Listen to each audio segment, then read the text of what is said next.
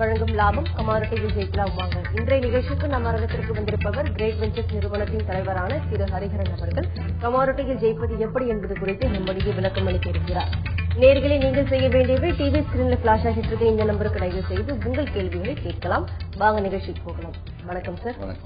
நேற்றைய கமாடிட்டி சந்தை எப்படி இருந்தது சார்? ஆரம்பிக்கும் பொழுது எப்படி இருந்தது?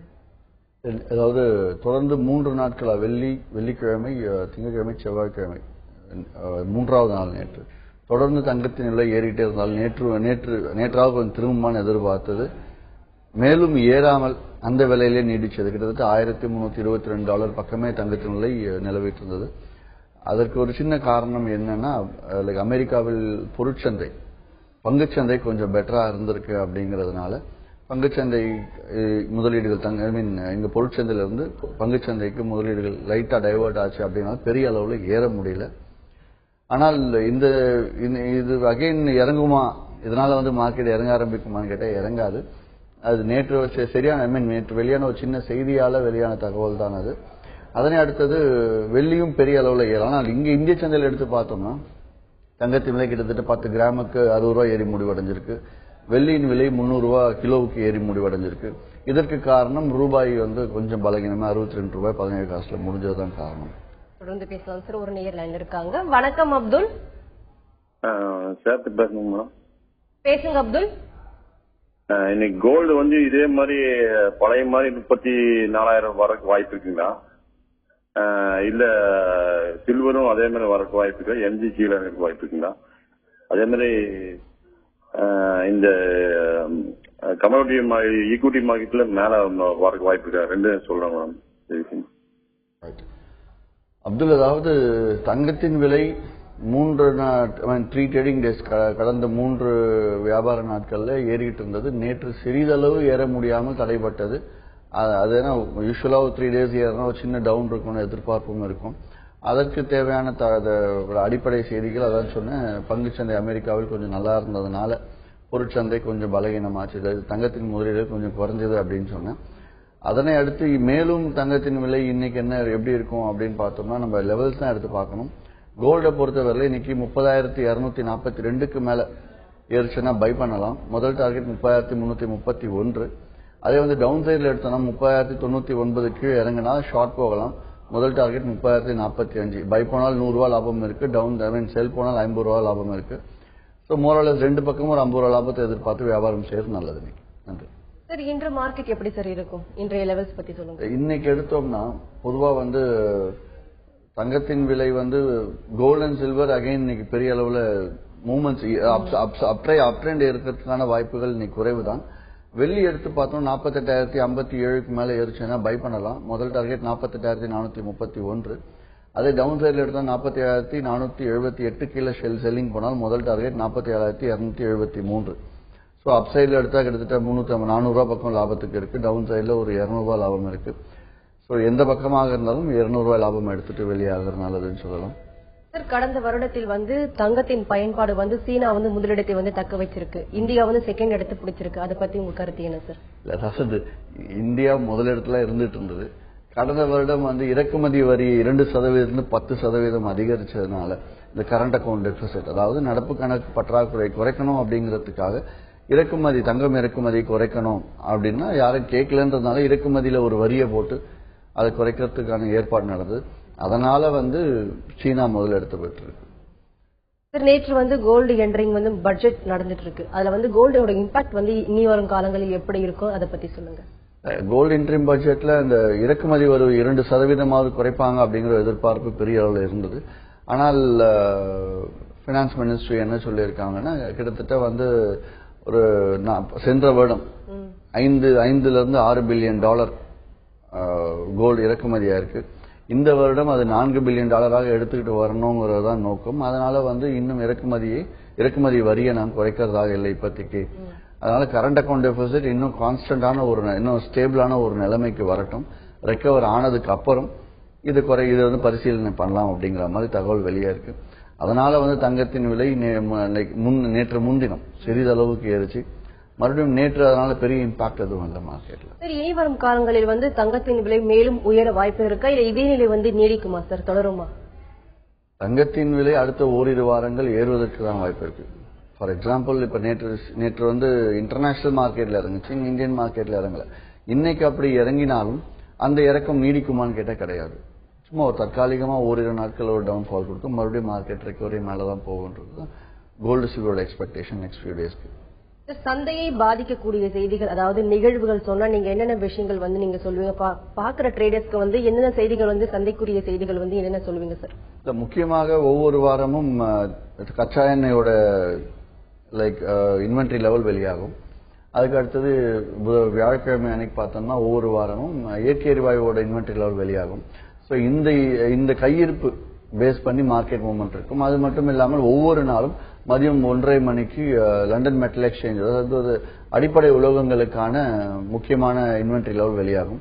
ஸோ இதுதான் செய்திகள்னு எடுத்துக்கிட்டா இந்த செய்திகள் தான் வரும். இந்த செய்திகளின் அடிப்படையில் மார்க்கெட் மூவ்மெண்ட் இருக்குங்கிற எதிர்பார்ப்பு. ஆனால் இதனால மார்க்கெட்ல இப்ப ஓரிரு வருடங்கள் பெரிய அளவில் மார்க்கெட்ல மாறுதல்கள் இருக்கிறது இல்லை.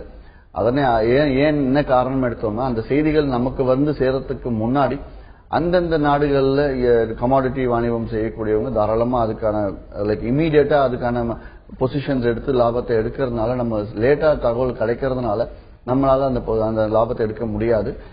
அதனை அடுத்தது முக்கியமாக ஒவ்வொரு வாரமும் இந்த அன்எம்ப்ளாய்மெண்ட் ரேஷியோ வரும், அதாவது வேலைவாய்ப்பற்றோர் விகிதம் வெளியாகும்.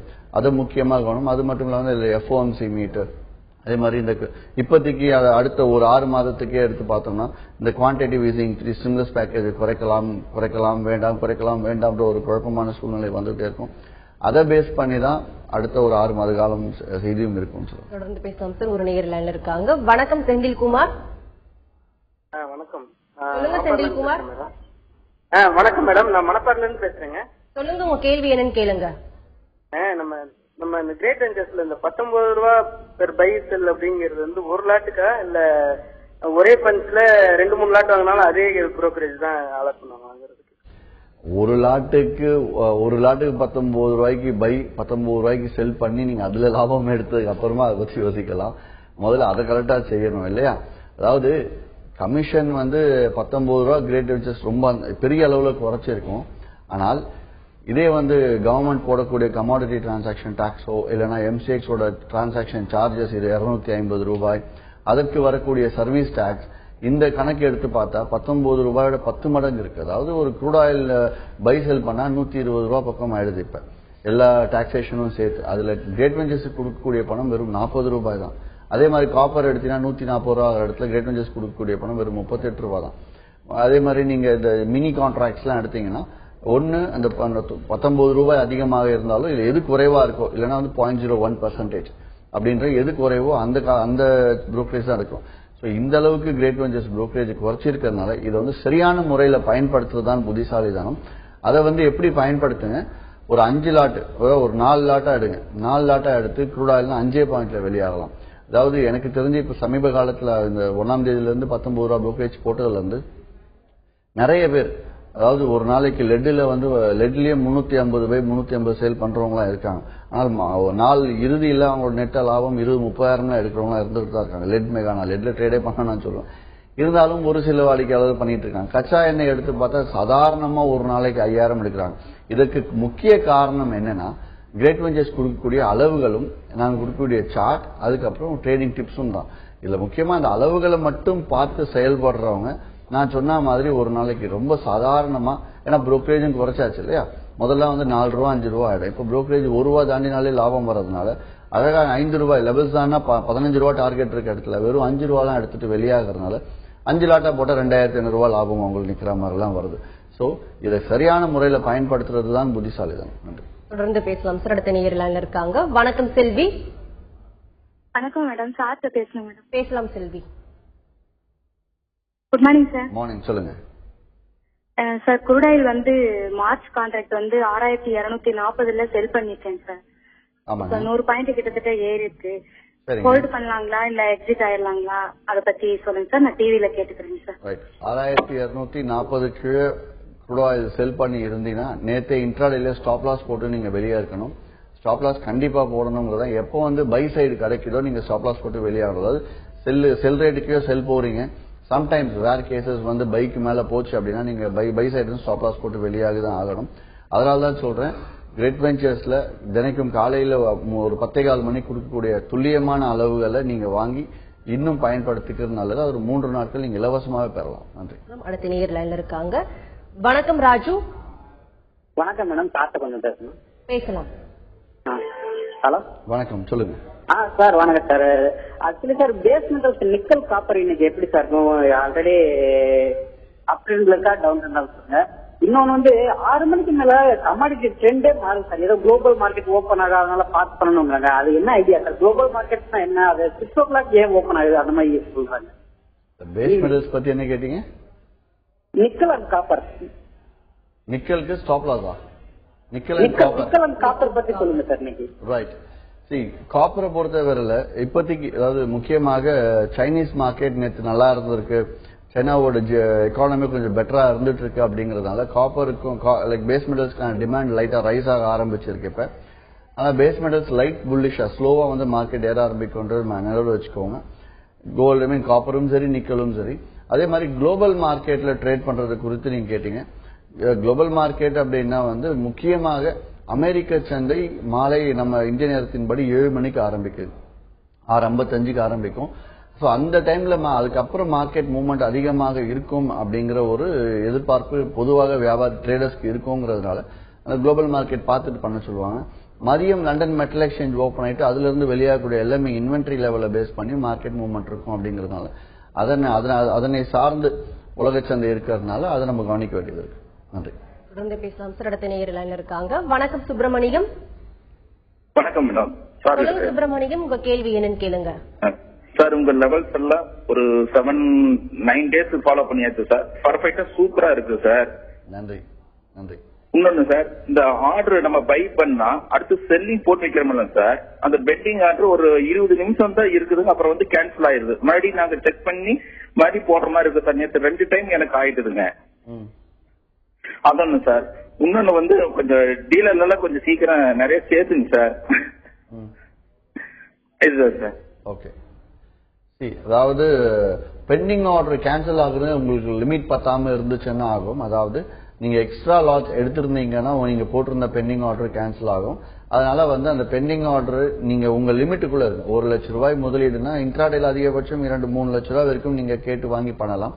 நீங்க அப்படி லிமிட் எக்ஸ்ட்ரா வேணா நீங்க போன் பண்ணி முன்கூட்டியே கேட்கும், கண்டிப்பா கொடுப்பாங்க. அதற்கு நீங்க காலையிலேயே நீங்க 10-10:30 மணிக்குள்ள உங்களுக்கு லிமிட் தேவைன்னா சொன்னீங்கன்னா தகுந்த மாதிரி ஏற்பாடு பண்ணுவாங்களே தவிர நீங்க திடீர்னு மார்க்கெட் அதிகமா பொசிஷன்ஸ் போட்டு, அதாவது ஸ்டாப் லாஸ் ஆர்டரும் போட்டுட்டு செல்லிங் ஆர்டரும் போட்டு வச்சீங்கன்னா மார்ஜின் எக்ஸ்ட்ராவா எடுத்துக்கும். அப்ப எக்ஸ்ட்ராவா எடுக்கும்போது உங்க ஆர்டர் கேன்சல் ஆகிறதுக்கான வாய்ப்பு இருக்கு. அதனால நீங்க கவனமா பார்க்க வேண்டியது இருக்கும். நன்றி. சார், நேச்சுரல் கேஸ் தற்போது வந்து ஏறிக்கிட்டே தான் போயிட்டு இருக்கு. தற்போது நிலை என்ன? ஃபியூச்சர் ட்ரெண்ட்ல வந்து நேச்சுரல் கேஸோட விலை நிலவரம் பத்தி சொல்லுங்க. இன்றைக்கான லெவல்ஸ் குறித்து சொல்லுங்க. இயற்கை எரிவாயு இந்த குளிர்காலம் தொடர்ந்து போயிட்டே இருக்கிறதுனால இயற்கை எரிவாயு சிறிது ஏற்றத்தோடய இருந்துட்டு இருக்கு. ஆக்சுவலா இன்னும் ஸ்ட்ராங்கா இருக்கு. கடந்த ஒரு 2-3 நாட்களா எடுத்து பார்த்தோம்னா லைக் வின்டர் சீசன் இந்த பனிமூட்டம் எங்க பார்த்தாலும் அதிகமா இருக்கு. ஆக்சுவலா பிப்ரவரி கடைசியில அந்த மாதிரிலாம் இருக்காது. இந்த வருடம் கொஞ்சம் வித்தியாசமா இருக்கிறதுனால இயற்கை எரிவாயு தேவைப்பாடுகள் அதிகரிக்கும்ன்றதுனால விலை லைட்டா ஏறிக்கிட்டு இருக்கு. ஆனால் இந்த 2-3 நாட்கள் இப்ப வெளியான பெரிய பெரிய செய்திகளுக்குலாம் இன்னும் நிறைய ஏற வேண்டியது ஏறல. அதனால இப்போதைக்கு மார்க்கெட்ல இன்ட்ராடேல ட்ரேட் பண்றது நல்லது. இன்ட்ராடே பொசிஷன் எடுக்க வேண்டாம். இன்ட்ராடே எடுத்தாலும் முக்கியமாக லெவல்ஸ் தெரிஞ்சு பண்ணுங்க. நேச்சுரல் கேஸ் வந்து அதிகம் ஹைலி வாலடைல் கமாடிட்டி. ஹை டிபி ஹை ஃப்ரீஸ் போயிட்டு ஹை நேற்று பாத்தீங்கன்னா ஹைல இருந்து மார்க்கெட் இறங்கி லோ வந்துட்டு மறுபடியும் ஹை பக்கம் போய் செட்டில் ஆகுது. அதனால கொஞ்சம் கேர்ஃபுல்லா பண்ண வேண்டியது அவசியம். அதே மாதிரி அளவுகள் வாங்க. அளவுகள் தெரியலன்னா கிரேட் வெஞ்சர்ஸ் கிட்ட போன் பண்ணி தாராளமா ஒரு 3 நாட்கள் உங்க அளவுகள் இலவசமா பெற்றுட்டு பயனடைஞ்சீங்க அப்படின்னா மேற்கொண்டு வாடிக்கையாளராக யோசிக்கலாம். நன்றி. மேலும் பேசலாம் சார். அடுத்த நேயர் லைன்ல இருக்காங்க. வணக்கம் மணிகண்டன். வணக்கங்க. குரு பேசலாம் சார். வணக்கம். வணக்கம், சொல்லுங்க மணிகண்டன். அது புதுசா ஒரு ஆட் வருது சார், பைனரி ஆப்ஷன் சொல்லி ட்ரேடிங்ல இருக்கு. அது என்னன்னு கொஞ்சம் தெரியும். பிரைமரி ஆப்ஷனா? ஆமாங்க சார், பைனரி ஆப்ஷன். ஆப்ஷன்ஸ் வந்து எங்க கமாடிட்டிக்கு வருதா? கமாடிட்டிக்கு வரல, ஃபாரெக்ஸ் வருமா? ரைட். ஆப்ஷன்ஸ் அப்படிங்கிறது இன்னும் MCX கமாடிட்டிஸ்க்கு வரல. அது வரும். லைக் ஃபர்ஸ்ட் வந்து ஒரு 6 மாதத்துக்கு முன்னாடியே வரா மாதிரி இருந்துச்சு. ஆனால் இன்னும் இந்த எலெக்ஷன்லாம் இருக்கிறதுனால அதெல்லாம் முடிஞ்சு FMCM செபியும் ஒன்னா இணைக்கப்படலாம் எதிர்பார்ப்பு இருக்கு. அப்படி இணைத்தால் ஆப்ஷன்ஸ் அடுத்த இந்த வருட கடைசிக்குள்ள வரலாம். ஆப்ஷன்ஸ் அப்படிங்கிறது என்னன்னா அகைன் அது வந்து இன்னும் கேம்லிங் மாதிரியே போயிடும். எப்படின்னா நீங்க சும்மா ஒரு கச்சா எண்ணெய்க்கு ஃபார் எக்ஸாம்பிள் சொல்றேன், மார்ஜின் நம்ம 25,000 இருந்தாலும் ஒரு ஆப்ஷன் வேல்யூ என்னன்னு பார்த்தா ஒரு 1,000 ரூபாய் 2,000 ரூபாய் கட்டிட்டு லாபத்துல போனா எடுத்துக்கலாம், நஷ்டத்துல போச்சுன்னா அவங்க நீங்க போட்டு 2,000 போயிடுச்சு அப்படிங்கிற மாதிரி பெட்டிங் மாதிரி போயிடும் அது. அதனால ஆப்ஷன்ஸ் அப்படிங்கிறது இப்போதைக்கு இல்ல, எதிர்காலத்துல வரலாம், வரும்போது அதை பத்தி பேசலாம். நன்றி. தொடர்ந்து பேசலாம் சார். அடுத்த நேயர் லைன்ல இருக்காங்க. வணக்கம் ஆர்எஸ் மணி. வணக்கம் மேடம். சொல்லுங்க ஆர்எஸ் மணி, உங்க சந்தேகங்களை கேளுங்க. ஐயா கிட்ட கொஞ்சம் பேசலாங்களா? பேசலாம் ஐயா. வணக்கம் ஐயா. வணக்கம், சொல்லுங்க மணி. ஐயா, நான் ஓய்வு பெற்ற தலைமை ஆசிரியர். உங்களுடைய அறிவுரைப்படி தான் ட்ரேடிங் ஆரம்பிச்சேன். 19 ரூபாய் புரோகிராஜ்ல ஓரளவுக்கு நல்லாவே சம்பாதிச்சுன்னு இருக்கிறேன் ஐயா. ரொம்ப நன்றி. ரொம்ப சந்தோஷம் ஐயா. நேற்று ஒரு சின்ன தப்பு செஞ்சுட்டேன். விளையாட்டுத்தனமா லெட்ல வந்துட்டு 134.20 செல்லு டார்கெட் போட்டு வச்சிருந்தேன். அது எனக்கு தெரியாமல ஹிட் ஆயிடுச்சு. இப்ப அது எப்படி என்ன பண்ணலாம் கொஞ்சம் அறிவுரை கொடுத்தீங்கன்னா நல்லா இருக்கும் ஐயா. ஏதாவது தெரிஞ்சு பண்ணக்கூடிய வியாபாரமே வந்து தவறா முடியறது உண்டு. இருந்தாலும் நீங்க நல்லா பண்ணிட்டு இருக்கீங்கன்னு கேட்கும்போது சந்தோஷமா இருக்கு. நேற்று 134.20 நீங்க தெரியாம செல்லிங் டார்கெட் போட்டிருந்தா அது ஹிட் ஆயிடுச்சு அப்படிங்கிறீங்க. அது ஹிட் ஆயிடுச்சுன்னா ஒன்னும் பண்ணாதீங்க. சிம்பிளா இன்னைக்கு காலைல என்ன லாஸ் ஆயிருந்தாலும் ஸ்பாட்ல பார்த்து வெளியாயிடுங்க. இருந்தாலும் இன்னைக்கு அளவுகளை கொஞ்சம் மைண்ட்ல வச்சு அதை பண்ண முடியுமான்னு பாருங்க. 134.75 ஸ்டாப் லாஸா வச்சு வேணுமானாலும் ஹோல்ட் பண்ணுங்க. இல்ல அப்படி 133.15 இறங்குச்சுன்னா நீங்க அந்த செல்வனாலும் ஹோல்ட் பண்ணலாம். ஹோல்ட் பண்ணி நீங்க வந்து 132 வரைக்கும் வரும். ஆனால் இந்த ரேஞ்ச் வரதுக்கு கொஞ்சம் டஃபா இருக்கும். சோ மோரலஸ் இன்னைக்கு மார்க்கெட் ஓபன்ல நீங்க பார்த்துட்டு வெளியாக நல்லது. புதிதா பண்ணக்கூடியவங்களுக்கு இன்னைக்கு 134.75 மேல பை பண்ணீங்கன்னா முதல் டார்கெட் 135.70 இருக்கு. செல்லிங் சைட் போறது இன்னைக்கு லெட்டை பொறுத்து கொஞ்சம் டஃப் தான். செல்லிங் சைட் பார்க்க வேண்டிய அவசியம் கிடையாது. நன்றி சார். இந்த வாரத்தில் கிரேட் வெஞ்சர்ஸ் சார்பாக ஏதாவது செமினார்ஸ் கண்டக்ட் பண்றீங்களா சார்? அதை பத்தி சொல்லுங்க. இந்த வாரம் சனிக்கிழமை மாலை 6 மணிக்கு ஈரோட்டில் ஹோட்டல் ஒயாசிஸ் மாபெரும் கருத்தரங்கம் நடக்க இருக்கு. இதுல இந்த 19 ரூபாய் புரோக்கரேஜ் எல்லாம் எப்படி சுலபமா யூஸ் பண்றது, அதே மாதிரி கிரேட் வெஞ்சர்ஸ் கொடுக்கக்கூடிய அளவுகள் சார்ட் எல்லாம் எப்படி யூஸ் பண்ணி பயன்பெறலாம் அப்படிங்கறத பத்தி சொல்லிக் கொடுக்கும். அது மட்டும் அல்லாமல் ஈரோட்டில் இருக்கவங்க, ஈரோடு சுத்தி இருக்கவங்க கமாடிட்டி ட்ரேடிங் கத்துக்கணும்னு நினைக்கிறவங்க தாராளமா அன்னைக்கு பங்கு பெறலாம். அதனை தொடர்ந்து சனிக்கிழமை அன்னைக்கு செமினார் கருத்தரங்கம் இருக்கு. திங்கட்கிழமை அன்னைக்கு ஈரோட்டில் நேரடியாக லைவ் ட்ரேடிங் செஷன் இருக்கு. அதாவது நேயர்களுக்கு, வாடிக்கையாளர்களுக்கு அவங்கள வர வச்சு லைவா மார்க்கெட் அவங்களுக்கு சொல்லி கொடுத்து எங்களோட அளவுகளை யூஸ் பண்ணி எப்படி அவங்க ட்ரேட் பண்ணணும் அப்படிங்கறது எல்லாமே சொல்லி கொடுக்குறோம். அந்த ட்ரேடிங் அப்படிங்கறது நான் செய்யறது இல்ல. என்னோட கிரேட் வெஞ்சர்ஸ் அளவுகளை பார்த்து என்னோட அக்கவுண்ட்ல பப்ளிக், அதாவது பொதுமக்கள் என்னோட அக்கவுண்ட்ல ட்ரேட் பண்றது கொஞ்சம் வேடிக்கையாகவும் இருக்கும். ஆனால் அதே மாதிரி கான்பிடென்ட்ல, அதாவது எப்போ வந்து என்னோட அக்கவுண்ட்லயே உங்களை ட்ரேட் பண்ண விடுறோம் அப்ப அளவுகள் எந்த அளவுக்கு கான்பிடென்டா இருக்கும்ன்றதை நீங்க கொஞ்சம் யோசிக்கணும்.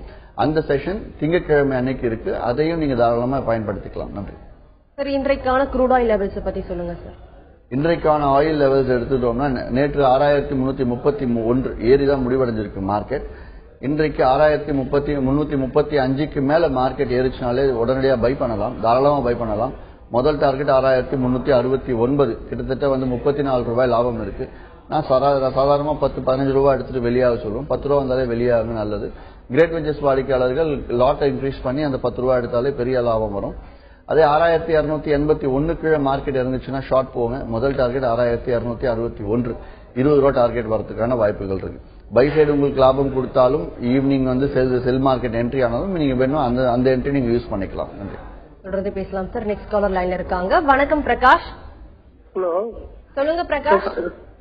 வணக்கம் சார். லாஸ்ட் இயர் பாத்தீங்கன்னா அந்த ஜிங்க்ல பாத்தீங்கன்னா 9500 அந்த ரேஞ்ச் பிரைஸ்ல இருந்து சார் மே மந்த்ல. இப்ப இந்த மந்த் மேலேயோ அந்த மாதிரி வேற வாய்ப்புகள் இருக்குங்களா சார்? என்ன क्वेश्चन பிரகாஷ்? தொடர்புல இல்ல சார். இன்றைக்கான வந்து என்ன பை பண்ணலாம், என்ன செல் பண்ணலாம் சார் இன்றைக்கு வந்து மார்க்கெட்ல? மோரலஸ் கோல்ட், சில்வர், க்ரூட் ஆயில் பார்த்துட்டோம். காப்பரும் ஆல்ரெடி பார்த்துட்டோம். காப்பர் பார்க்கல, காப்பர் வேணா பார்க்கலாம். 451 ரூபாய் 35 காசுக்கு மேல இருந்துச்சுன்னா பை பண்ணுங்க. முதல் டார்கெட் 452 ரூபாய் 80 காசு. அதே டவுன் சைட்ல எடுத்தா 449 ரூபாய்க்கு ஷார்ட் போனால் முதல் டார்கெட் 448 ரூபாய் 20 காசு எதிர்பார்க்கலாம். மற்றபடி லெட்ஸிங்கல்மையும் பெரிய மூவ்மெண்ட் இருக்க போறது இன்னைக்கு. ஆனால் மோஸ்ட்லி புல்லிஷ் மார்க்கெட்னால பை சைட்ல இருந்து லெட்ஜிங் கால்னு ஒரு 50 காசு எடுத்துட்டு வெளியாகிறது நல்லதுன்னு சொல்லுவோம். சார் ஒரு நேயர் கேட்டாங்க தெரிஞ்ச ஒரு மிஸ்டேக்ஸ் பண்ணிட்டேன்னு சொன்னாங்க. மிஸ்டேக்ஸ் இல்லாம ட்ரேடிங் எப்படி பண்றது, அதுக்கு ட்ரைனிங் ரொம்ப அவசியமா, இந்த மாதிரி கருத்தரங்களை அட்டென்ட் பண்ணணுமா சார்? அதாவது மிஸ்டேக் இந்த நேயர் முந்தின நேயர் கேட்ட சொன்ன மிஸ்டேக் சாதாரணமா ஒரு முறையாவது நடந்துடும் எல்லாருக்குமே. ஏன்னா அவரா ட்ரேட் பண்ணும்போது டார்கெட் ஆர்டர் போட்டு சம்டைம்ஸ் ஹிட் ஆகுறது ஒண்ணு. அந்த மாதிரி மிஸ்டேக் தன்னை அறியாம ஆச்சுன்னா கண்ணை மூடிட்டு உடனடியா வெளியாகிறது தான் நல்லது. தவறு ஆகும்போது உடனே வெளியில வந்துடும். தவறை டெஸ்ட் பண்ணி பாக்குறது அப்படிங்கறது தான் தவறான முறை. அதனால மிஸ்டேக் பண்ணா வெளியாகணும். ட்ரைனிங் எடுத்துக்கிறது நல்லதுதான். ஒரு சாஃப்ட்வேர் நாங்க ஓடிஎன் சாஃப்ட்வேர் கொடுக்குறோம். ஓடிஎன் சாஃப்ட்வேர் பத்தி தெரிஞ்சுக்கணும் ஒரு நாளாவது லைக் எப்படி பை பண்ற, எப்படி செல் பண்ற, இது மாதிரி ட்ரைனிங் எடுத்துட்டு போறது முக்கியமா நல்ல விஷயம். அதை எடுத்துக்கிட்டு பண்ணால் இந்த மாதிரி மிஸ்டேக்ஸ் நிறைய அவாய்ட் ஆகும். சம்டைம்ஸ் செல்லிங் போறதுக்கு பதிலாக பையிங் போட்டுருவாங்க. அந்த மாதிரி விஷயங்கள்லாம் அவங்க கத்துக்கலாம். இனி வரும் காலங்களில் க்ரூட் ஆயில் ஃபியூச்சர் ட்ரெண்ட் எப்படி சார் இருக்கும்? இல்ல க்ரூட் ஆயில் இப்ப இந்த குளிர்காலம் கொஞ்சம் தீர்ற வரைக்கும் இயற்கை எரிவாயு தேவைப்பாடு அதிகமாக தான் இருந்துட்டு இருக்கு. ஸோ இயற்கை எரிவாயு க்ரூட் ஆயிலோட ஒரு பை ப்ராடக்ட் அப்படிங்கறதுனால கச்சா எண்ணெயோட எதிர்காலம் ஓரளவுக்கு சிறிதளவு மேலதான் போகும். அதாவது நேற்று எடுத்து பார்த்தோம்னா $102.87 வரைக்கும் வந்திருக்கு. அதாவது 87 சென்ட் வரைக்கும் வந்திருக்கு அமெரிக்கா சந்தையில. 133.30 சென்ட்டுக்கு மேல கச்சா எண்ணெய் ஏறி முடிவடைஞ்சதுன்னா பை ட்ரெண்ட்னு சொல்லலாம். அது வரைக்கும் மார்க்கெட் டவுன் ட்ரெண்ட். இப்ப எல்லாம் ஷார்ட் போகலாம். $103.30 மேல ஸ்டாப் லாஸ் வச்சுட்டு இன்டர்நேஷனல் மார்க்கெட்ல தாராளமா இப்ப ஷார்ட் போகலாம் கச்சா எண்ணெய் பொறுத்து. பேசலாம் சார். கடைசி நேரில் இருக்காங்க. வணக்கம் அஷ்ரப். சொல்லுங்க மேடம். சொல்லுங்க அஷ்ரப், உங்க சந்தேகங்களை தெளிவா கேளுங்க. Good morning sir. Good morning. சொல்லுங்க அஷ்ரப். சார் நான் இப்பதான் ஃபர்ஸ்ட் டைம் இந்த ஷேர் மார்க்கெட்டிங் ஓபன் செய்யலாம்னு சொல்லி இருக்கிறேன். சரிங்க. இந்த மார்க்கெட்டிங் ட்ரேடிங் எங்கேயும் ட்ரைனிங் அப்படின்னு எதுவும் கொடுக்குறாங்களா சார்? நீங்க எங்க இருந்து பேசுறீங்க அஷ்ரப்? சென்னையில இருந்தேன் சார். சென்னையில கிரேட் வெஞ்சர்ஸ் இந்த கீழ் கொண்ட நம்பர் தொடர்பு கொள்ளுங்க. கிரேட் வெஞ்சர்ஸ்ல உங்களுக்கு ஒரு வந்தீங்கன்னா கண்டிப்பா 2-3 மணி நேரம் உட்கார வச்சு மார்க்கெட்டை ஃபுல்லாவே சொல்லி கொடுத்துட்டு ட்ரேடிங் எல்லாமே காட்டி எங்களோட அளவுகள்ல எந்த அளவுல பர்ஃபார்ம் பண்ணிருக்கு சென்ற ஒரு வருட காலம் அதை வச்சு எப்படி யூஸ் பண்ணிக்கலாம். நீங்க வந்தீங்கன்னா அங்க ஆல்ரெடி ஒரு 20-25 பேர் ட்ரேடிங் பண்ணிட்டு இருப்பாங்க. அவங்கள பார்த்தாலே உங்களுக்கு புரியும் என்ன செய்யணும் அப்படிங்கிறது. நன்றி. நன்றி சார். இவ்வளவு நேரம் கமாடிட்டிகள் ஜெயிப்பது எப்படி என்பது குறித்து பலவிதமான தகவல்களை நீங்க பதிவு செஞ்சீங்க. நேரில் கேட்ட ஒவ்வொரு கேள்விக்கும் ரொம்ப பொறுமையா பதிலளிச்சீங்க சார். நன்றி. நன்றி. வணக்கம். கிரேட் வெஞ்சர்ஸ் வழங்கும் லாபம் கமாடிட்டிகள் ஜெயிக்கலாம் வாங்க நிகழ்ச்சிக்கு இன்று நம் அரங்கத்திற்கு வந்திருப்பவர் கிரேட் வெஞ்சர்ஸ் நிறுவனத்தின் தலைவரான திரு ஹரிஹரன் அவர்கள். கமாடிட்டிகள் ஜெயிப்பது எப்படி என்பது குறித்து அவர்கள் சொன்ன பலவிதமான தகவல்கள் உங்களுக்கு ரொம்பவே பயனுள்ளதாக அமைஞ்சிருக்கும். மீண்டும் சந்திப்போம். வணக்கம்.